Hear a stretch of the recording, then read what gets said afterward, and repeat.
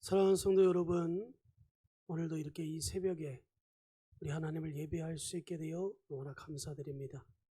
이 사도신경 하심으로 오늘 이 예배의 우리 시작하겠습니다. 사도신경 하겠습니다. 전능하사 천지를 만드신 하나님 아버지를 내가 믿사오며 그 외아들 우리 주 예수 그리스도를 믿사오니 이는 성령으로 잉태하사 동정녀 마리아에게 나시고 본디오 빌라도에게 고난을 받으사 십자가에 못 박혀 죽으시고 장사한 지 사흘 만에 죽은 자 가운데서 다시 살아나시며 하늘에 오르사 전능하신 하나님 우편에 앉아 계시다가 저리로서 산자와 죽은 자를 심판하러 오시리라. 성령을 믿사오며 거룩한 공예와 성도가 서로 교통하는 것과 죄를 사하여 주시는 것과 몸이 다시 사는 것과 영원히 사는 것을 믿사옵나이다. 아멘. 우리 찬송가 524장 우리 찬양하겠습니다. 찬송가 524장입니다. 찬양하겠습니다. 갈 길을 밝히 보이시니 주 앞에 빨리 나갑시다. 우리를 찾는 그 주 예수 곧 오라시네. 죄악 받은 우리 영혼은 기뻐 뛰며 주를 보겠네. 하늘에 계신 주 예수를 영원히 섬기리. 우리를 오라 하시는 말 기쁘게 듣고 순종하세.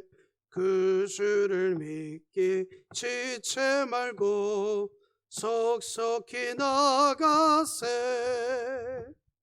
죄악 받은 우리 영혼은 기뻐 뛰며 주를 보겠네.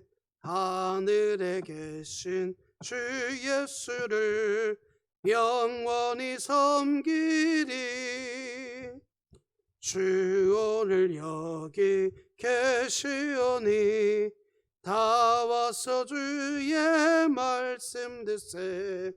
듣기도 하며 생각하니 참 진리시로다.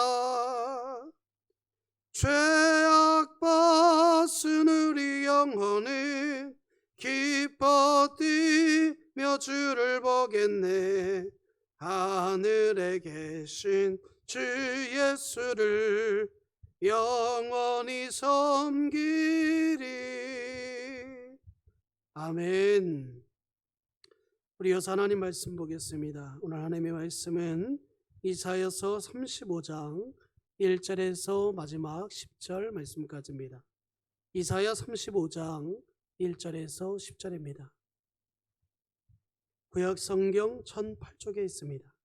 이사야 35장 1절에서 마지막 10절 말씀까지입니다. 다 찾으신 줄 알고 제가 봉독해 올리겠습니다. 광야와 메마른 땅이 기뻐하며 사막이 백합화같이 피어 즐거워하며 부성하게 피어 기쁜 노래로 즐거워하며 네바론의 영광과 갈멜과 사론의 아름다움을 얻을 것이라. 그것들이 여호와의 영광 곧 우리 하나님의 아름다움을 보리로다. 너희는 약한 손을 강하게 하며 떨리는 무릎을 굳게 하며 겁내는 자들에게 이르기를 굳세어라. 두려워하지 말라. 보라, 너희 하나님이 오사 보복하시며 갚아주실 것이라. 하나님이 오사 너희를 구원하시라 하라.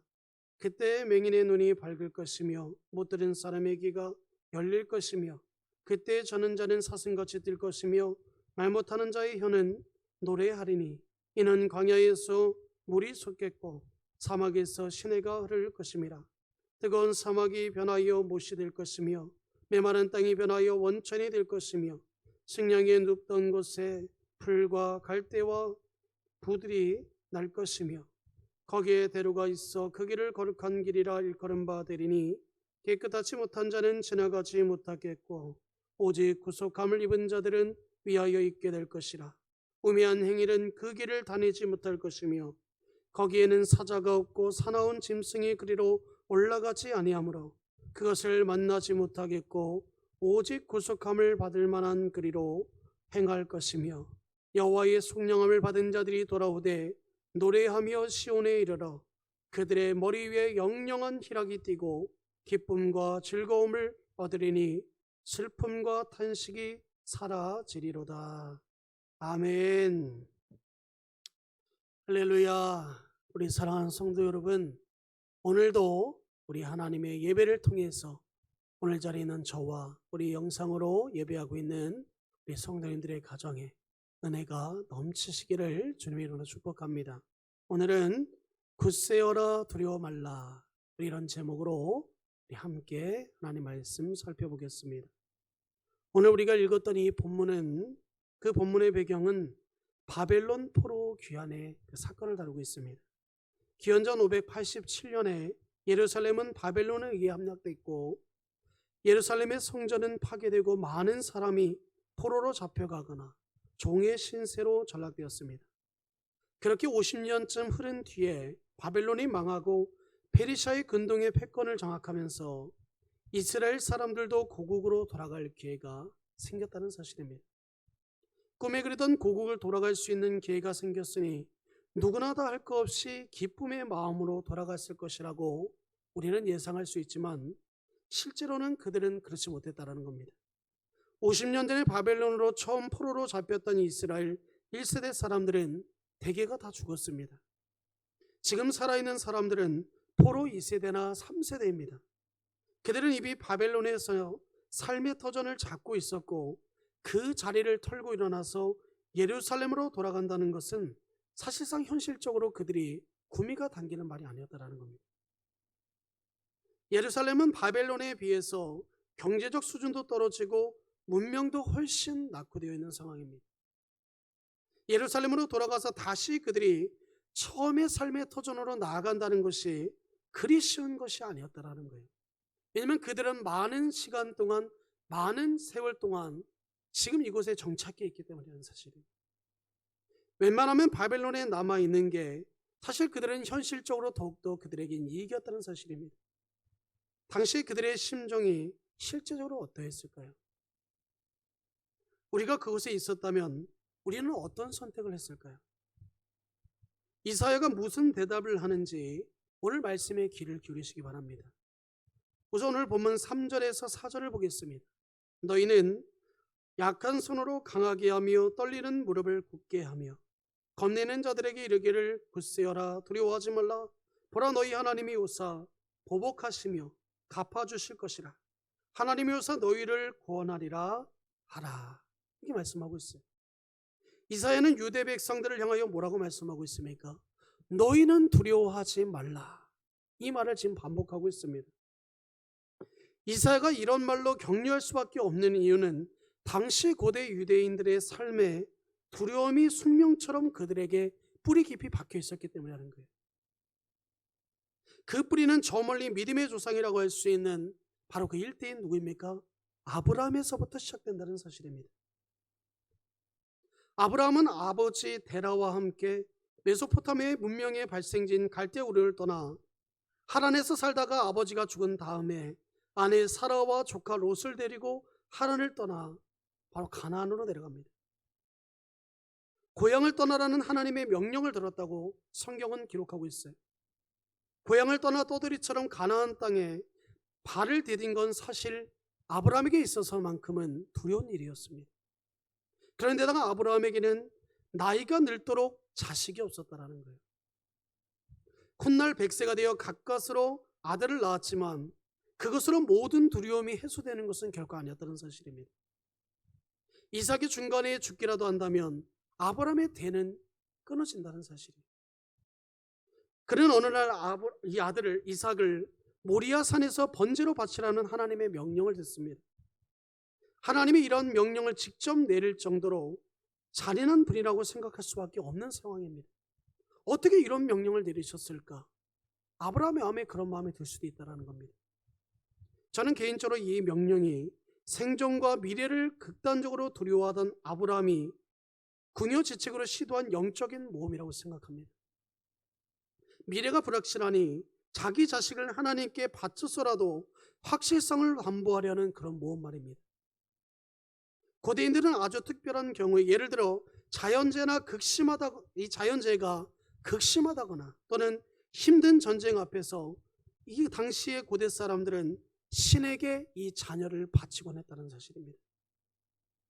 오늘날 우리나라에도 마찬가지입니다. 신라시대에 에밀레종 설화에도 보면 자식을 바치는 이야기가 나오고 있어요.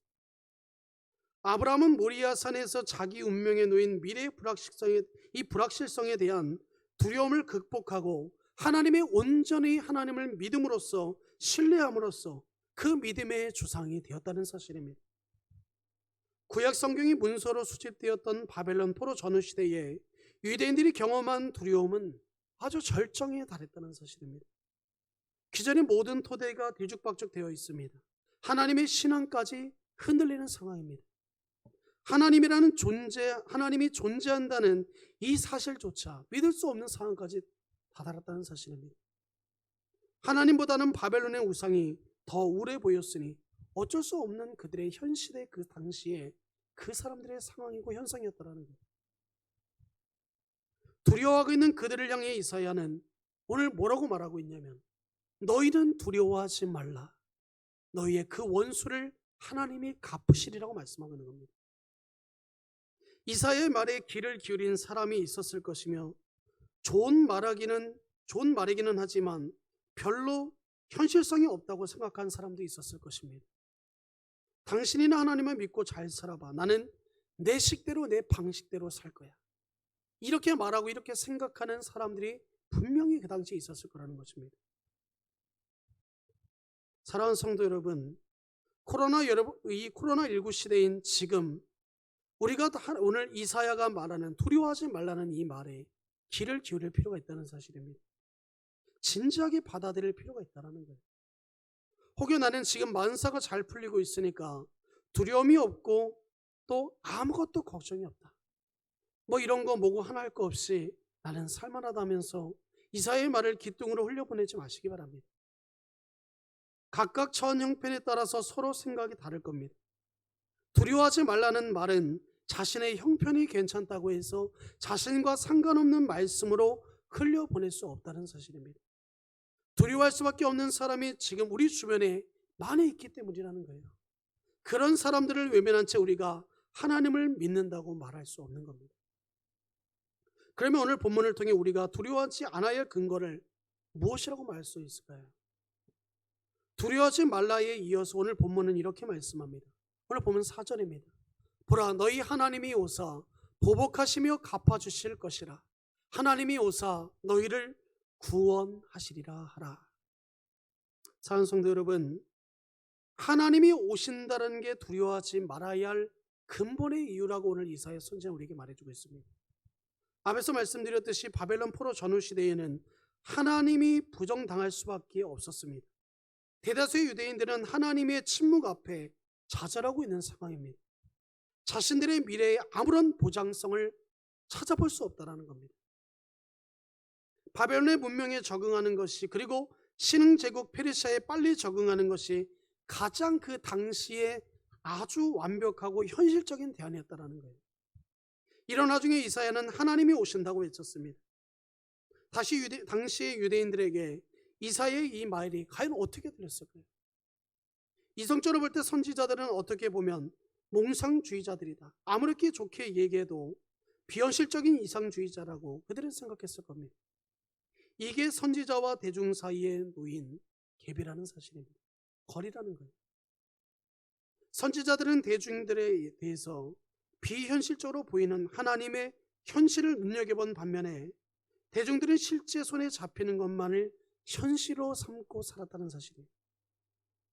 선지자들의 말은 대중들에게 외면을 받기에 너무나 좋은 현상이고 상황이었다는 사실입니다. 실제적으로 외면받는 선지자들이 고대 유대의 역사에 훨씬 많았다는 겁니다. 그렇지만 유대인들은 역사 과정을 통해서 결국 선지자의 말을 하나님의 말씀으로 결론적으로 받아들였다는 사실입니다. 이 대목이 세계 여러 민족 중에서 유대인들의 뛰어난 점 중에 하나가 바로 이거라는 거예요. 하나님이 와서 보복하고 갚으시고 구원하신다고 이사야는 선포하고 있습니다. 보복한다거나 원수를 갚아준다는 표현이 사실 구약에 자주 나옵니다. 고대인들은 그런 방식으로 역사를 경험했기 때문에 이렇게 기록하고 있다는 겁니다. 어쩔 수 없는 겁니다.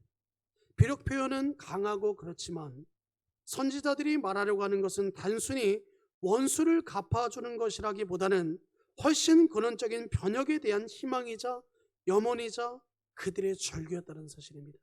절규적인 표현이었다는 거예요. 그래서 오늘 본문 이사야서 35장 5절에서 9절은 묵시문학 형식으로 우리에게 묘사해주고 있습니다. 먼저 오늘 본문 5절에서 6절입니다.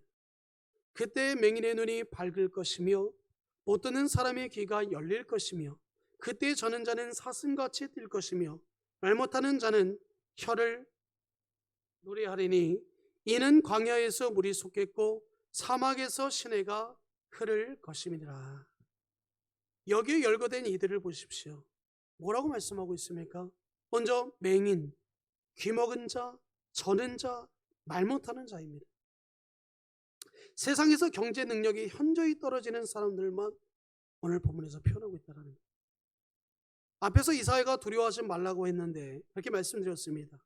근데 여기 열거된 이들이 바로 두려움 가운데서 살아가는 사람들의 대표자들이라는 겁니다. 이사야는 유대민족이 바벨론 포로시대에 이런 장애인들처럼 살았다는 사실을 염두에 두고 바로 이 말씀을 오늘 선포하고 있는 거라는 거예요. 강대국의 채찍과 당근 앞에서는 봐도 보지 못하는 것과 같고 들어도 듣지 못하는 것처럼 살아야만 했던 이 당시의 유대인들을 놓고 이렇게 지금 비유적으로 표현하고 있다는 거예요.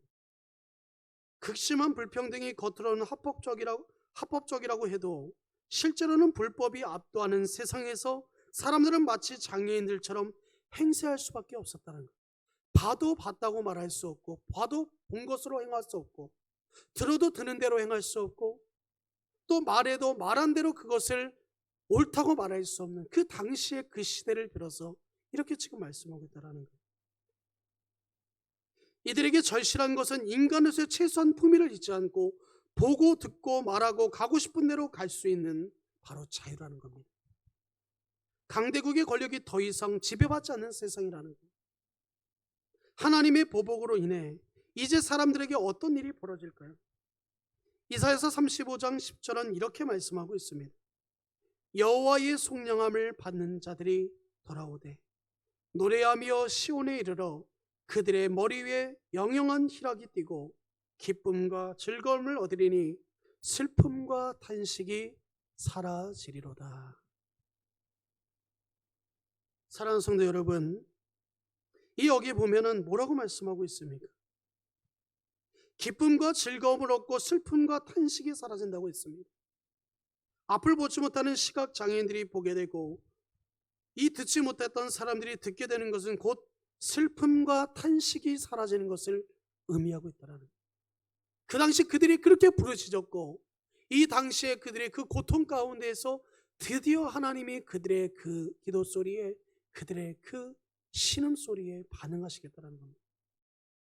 이것이 바로 하나님이 오셔서 보복하고 갚아주실 때 일어나는 일들입니다. 그 당시 유대인들에게는 정말 벅찬, 가슴이 벅찬 그런 바로 벅찬 일이었다는 겁니다. 그들에게는 정말 어느 걸로도 표현할 수 없는 기쁨이었다는 거예요. 오늘날 이런 때 기다리는 사람도 있고 이럴 때를 기다리지 않는 사람도 있습니다. 그것과 상관없이 살아가는 사람들도 있다는 거예요. 서로 다음과 같이 생각하는 사람도 있을 겁니다. 코로나19로 나의 가족, 내 가족이, 나와 내 가족이 살아가기에 힘든 마당에 다른 사람들의 슬픔과 탄식까지 내가 어떻게 배려하면서 살아갈 수 있겠는가 하는 것입니다. 물론 우리가 인간적으로 이해는 갑니다. 내 코가 석자인데 내가 누구를 도와주고 누구를 위해 어떻게 기도해 줄 수 있나 이렇게 생각할 수도 있습니다. 개인의 도덕적인 의지만으로 정의롭게 살아가기에는 사실 현재 우리의 삶이 너무나 버겁고 힘들고 우리 개인의 능력의 한계가 너무나 분명합니다. 그러나 그럴지라도 우리는 하나님의 자녀들이라는 것을 잊지 마시기 바랍니다. 하나님을 믿는 사람이라면 맹인의 눈이 밝아지며 못 듣던 그 사람들의 귀가 열린다는 이 이사야 선지자의 외침을 가슴 떨리는 심정으로 받아야 될 줄로 믿습니다. 초대 기독교인들은 바로 이것을 놓고 이사야 선지자가 초대 기독교인들에게, 아니 그 당시 유대인들에게 이것을 강조하고 있었다는 사실입니다. 왜 그렇습니까? 세상과 상황과 환경은 바뀔지 몰라도 하나님은 단 한순간도 우리 모두를 그냥 내버려 두시거나 외면하지 않으셨고 여전히 보호하시고 사랑하시고 일하고 계시는 것을 믿기 때문이라는 사실입니다. 그래서 초대 기독교인들도 이사야서 35장 오늘 본문을 중요하게 생각했다는 사실입니다. 하나님이 오심으로써 기쁨과 이 슬픔과 이 탄식이 사라진다는 말씀이 바로 그 당시 초대교인들에게는 바로 예수 그리스도를 가리킨다고 보았기 때문이라는 사실이에요. 그래서 마태복음 11장 2절에서 11절 이하에 보면 이런 이것에 대한 관한 기록이 되어 있습니다. 오기 갇힌 세례 요한은 제자들에게 이렇게 말합니다. 예수님에게 이 제자들을 보내어서 오실 자가 당신인지 아닌지, 당신이 정말 우리가 찾는 그 메시아가 맞는지 아닌지를, 또 당신이 바로 이 이사야 35장에 기록하고 있는 것처럼 그 조상들이 말하는 이 세상에 와서 보복을 하고 갚아주고 구원하실 그 하나님에 대한 것인지에 대해 그것을 대답하라고 요구했다는 사실입니다. 그때 예수님은 직접적인 답변을 주지 않았다는 사실입니다. 다만 이렇게 간접적인 답변을 하셨습니다. 오늘 보면 마태복음 11장 5절입니다. 맹인이 보며 못 걷는 사람이 걸으며 나병한 자가 깨끗함을 받으며 못 듣는 자가 들으며 죽는 자가 살아나며 가난한 자에게 복음이 전파된다 하라. 이렇게 기록하고 있다는 겁니다. 이사야서 35장 5절 말씀을 인용한 말씀입니다. 초대 기독교인들은 예수님에 의해서 이사야의 예언이 성취되었다고 보았습니다. 여기에 무슨 근거가 있을까요? 정말 예수님이 오시는 하나님이신가요? 왜 예수가 하나님의 보복일까요? 예수님이 왜 하나님의 정의와 평화일까요? 우선 예수님은 공생애 중에 많은 이 환자들, 장애인들을 고치시거나 병든 사람을 고치신 일은 사실입니다. 심지어 죽은 사람을 살리셨다는 기록도 있습니다. 그러나 이 현상 자체가 복음의 핵심은, 이 복음서의 핵심은 아니라는 거예요. 현대 이런 일들은 의사가 하는 일은 업무들입니다. 예수님에게 이런 일들이 있었다는 말은 예수님을 통해서 하나님이 오실 때 일어나야 할 일들이 일어났다는 뜻입니다. 그것은 전인 구원을 가리킨다라는 거예요. 다시 말해서 온 인류, 이 전 모든 사람들의 구원을 가리키고 있다는 거예요. 슬픔과 탄식이 없어지는 삶을 의미하고 있다는 사실입니다. 사랑하는 성도 여러분, 잘 생각해 보시기 바랍니다.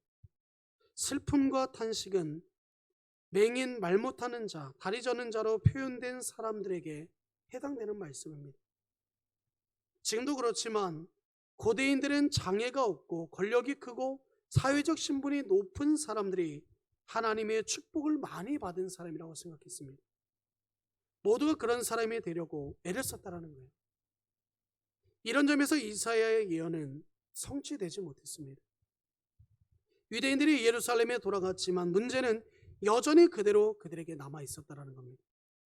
세상도 달라지지 않았습니다. 여전히 그들에게는 탄식과 슬픔이 여전히 했다는 사실입니다. 예수는 그런 기준으로 사랑과 그의 운명을 판단하지 않았습니다. 전혀 다른 기준을 제시하지 않았다는 거예요. 임박한 하나님의 나라를 향해 돌아서는 것이 바로 그들의 유일한 기준이었다는 사실입니다. 하나님이 가까이 왔다는 사실에 영혼을 맡기는 것입니다. 그런 사람은 부자가 아니라도 괜찮습니다. 잘생기지 않아도 괜찮습니다. 세리와 죄인이라도 아무 상관이 없습니다. 사도 바울은 예수님의 이 선포를 근거로 해서 율법을 수행함으로써가 아니라 예수님을 믿음으로써 의로워진다는 사실을 그 당시 유대인들에게 전했다는 사실입니다. 이제 예수님을 믿는 것이 하나님이 오신다는 사실에, 그가 보복하시고 구원하신다는 사실에 상응하는 삶의 태도가 되었습니다. 완전히 다른 삶의 태도입니다. 이 세상의 모든 억압과 자기의 성취로부터 자유로워지는 것입니다. 죄와 죽음으로부터 해방인 것입니다. 슬픔과 탄식이 없어지는 삶인 것입니다. 당신이 말하는 것은 신앙의 세계에서만 타당하지 실제 삶에서는 거리가 멀다고 생각하는 성도님들이 계실지 모르겠습니다. 그런데 사실은 그렇지 않다라는 것. 실제 삶의 능력이 된다는 사실입니다. 여러분들이 실제적으로 느끼면 좋겠다는 뜻으로 저를 예를 들어서 보겠습니다. 저는 앞전에 사역했던 교회들이 대개 모두가 작은 교회들이었습니다. 그런 작은 교회들에서만 사역했다라는 것. 교회의 크기로 부교육자의 능력을 평가한다면 저는 수준이 떨어지는 사람입니다. 그러나 저는 다른 기준으로 그 사역을 삼았습니다. 그것은 가까이 임한 하나님의 나라입니다. 하나님의 말씀을 전하는 목사로 산다는 사실 자체에 저는 천착했다는 사실입니다. 외형의 교회의 크기가 저에게는 별로 큰 영향을 끼치지 못했다는 의미입니다. 내가 하필 왜 이 길을 와서 이 고생을 하고 있나? 이렇게 생각하는 것에 대하여 하지 않았다는 겁니다. 그래서 저는 지금의 이 주의 중에 길을 걸어가는 것에 대해 후회나 아쉬움이 남지 않았다는 겁니다. 그래서 그런지 때로는 몸이 지치고 힘들 때도 있습니다. 또 이상하게 또 이럴 때 퉁퉁했다가도 뒤돌아보면 다시 기쁨과 즐거움이 가득했던 것 같습니다. 그러니까 그 기본과 그 기초와 그 중심을 어디에 두느냐가 우리 신앙생활에 있어 너무나 중요하다는 겁니다. 하나님의 능력을 실제 목회에서 경험하는 것입니다. 이럴 때 목사의 자유가 보장되는 것 같습니다. 이제 단순히 목회만 해당되는 게 아니라 이것은 우리의 삶의 전체에 해당될 줄로 믿습니다. 여기에 관건은 하나님이 오신다는 사실을, 그리고 예수 그리스도가 이미 오신 메시아라는 사실을 자신이 얼마나 절실하게 받아들이냐 하는 것에 아주 중요한 것이 이 안에 담겨져 있다는 사실을 우리 성도님들께서 믿으시기 바랍니다. 사랑하는 성도 여러분, 이사야 선지자는 오늘 우리에게 말합니다. 너희는 굳세어라. 너희는 그리고 두려워하지 말라. 코로나19 이 시대를 살아가는 우리들에게 있어서 특별히 이 두려움이라는 것이 우리에게 있을 수 있습니다. 그러나 우리는 그것보다도 우리보다 더 앞서 나가 일하시는 우리 예수 그리스도를 바라봐야 될 줄로 믿습니다. 그럴 때 그 영혼들에게 평안과 기쁨이 있을 줄로 우리는 그것을 믿고 의지하며 나가야 될 줄로 믿습니다. 오늘 이 말씀을 우리 기억하면서 이 새벽에 우리 하나님을 간절히 바라보며 오늘날 이 시대를 정말 굳건히 두려움 없이 살아가는 저와 성도님들이 되시기를 주님의 이름으로 축복합니다. 기도하겠습니다. 하나님 아버지 감사합니다. 오늘도 주님의 은혜와 주님의 사랑으로 오늘 하루를 살아가게 하심에 감사합니다. 항상 하나님의 나라와 하나님의 의를 위하여 우리 모두가 최선을 다하게 하여 주시고 정말 주님의 나라를 세워가는 우리 귀한 진흥교회와 코로나19 시대를 정말 지혜롭게 대처해 나가는 우리 성도님들이 될 수 있도록 주님여 역사하여 주시옵소서. 아버지 하나님께서 이 모든 것 가운데 함께해 주실 것을 믿고 감사하며 이 모든 것 우리 주 예수 그리스도의 이름으로 간절히 기도하옵나이다. 아멘. 하늘에 계신 우리 아버지여, 이름이 거룩히 여김을 받으시오며 나라가 임하시오며 뜻이 하늘에서 이루어진 것 같이 땅에서도 이루어지이다. 오늘 우리에게 일용할 양식을 주시옵고 우리가 우리에게 죄 지은 자를 사하여 준 것 같이 우리 죄를 사하여 주시옵고 우리를 시험에 들게 하지 마시옵고 다만 악에서 구하시옵소서. 나라와 권세와 영광이 아버지께 영원히 있사옵나이다. 아멘. 사랑하는 성도 여러분, 오늘도 주님 안에서 승리하는 하루가 되시길 바랍니다. 감사합니다.